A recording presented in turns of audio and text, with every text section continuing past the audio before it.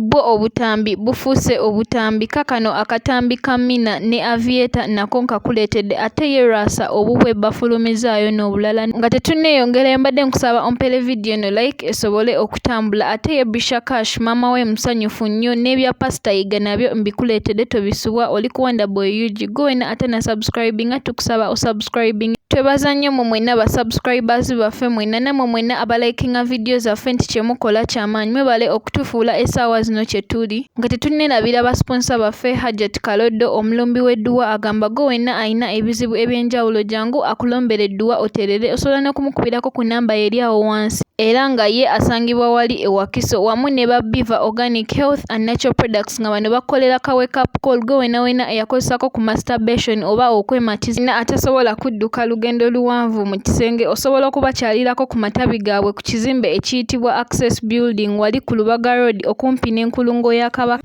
Kitalo babiri bafiridewo oluvannyuma lwa train okubasaabala bwe babadde nga bakozesa luno oluguudo train kweyitira okusala era ng'emirambo gyabwe gyatwaliddwa mu ggwanika wali e Mulago era katusabe Omukama emyoyo gyabwe agiramuze ekisa ne famiri zaabwe abagumye. Ate yo chachi ey'omugenzi Pastor Yiga kigambibwa nti yakutwalibwa oluvannyuma lw'okulemererwa okusasula looni $150,000 era nga kigambibwa nti omugenzi yafa azeewoze okusobola okutandikawo TV eyaabwe emanyikiddwa nga eya ABS era kigambibwa nti omugenzi yafa asinzeeyo chachi eno era ssente we zibalema okusasula kigambibwa nti chachi yakutwalibwa. Ebyo nga tubitadde ebbali ate bwo obutambi bufuuse obutambi Mina ne Aviator nabo batufulumizaayo akatambi akaabwe naye olw'ensonga za YouTube sigenda sobola kuwa kano katambi naye wooba okaagala osobola okutu inboxingako ku namba yaffe esembyayo 51. Agakagwawo gali nti eza Mina ne Aviator tuzifunye nazo ngamba noodles azitegedde kubira Mukama engalo ez'amaanyi noodles eza Mina na Aviator wali wonna naye Aviator omugongo sobula sirika naye bannaye mutuwagazaaki mutuvugandiye makino kisuse leero tekuliko edit leero tekuliko nti ate nakankaka ate simanya edit si yeye ate nakafuna oliwa olinda ki abaana batambuza buntu nnaku zino my favorite couple Mina na Aviator n'ennudozi zammwe tuzifunye ho.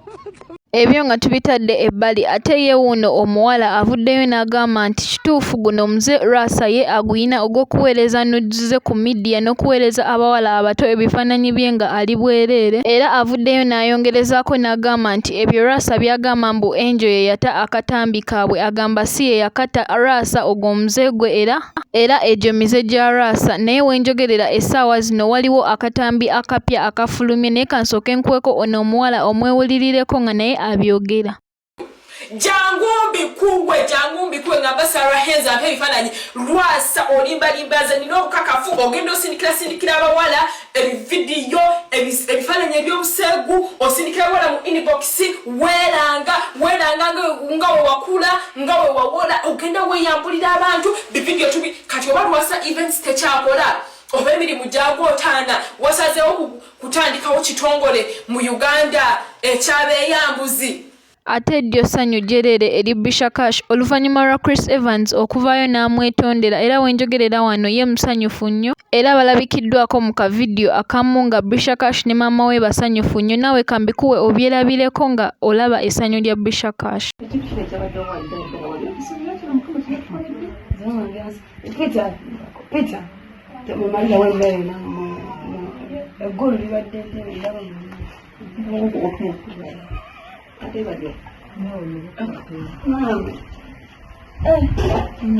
Nenza mabyampedde nakanange mwanda z'omukwano nzowe natuuse nazze ku makya nembeerawo paka saa zadobanga munaana awo nenziruka ng'ekifo kikalu nga waliwo abantu basatu nenziruka nengamba kagende neebake natuusa tuwo ne tubula nenkubira bano ki ekiriyo sawa na 2 kino ngamba mulimu abantu nga batano nga wanje nene sigenda komawo ku shonga nabadde ntidde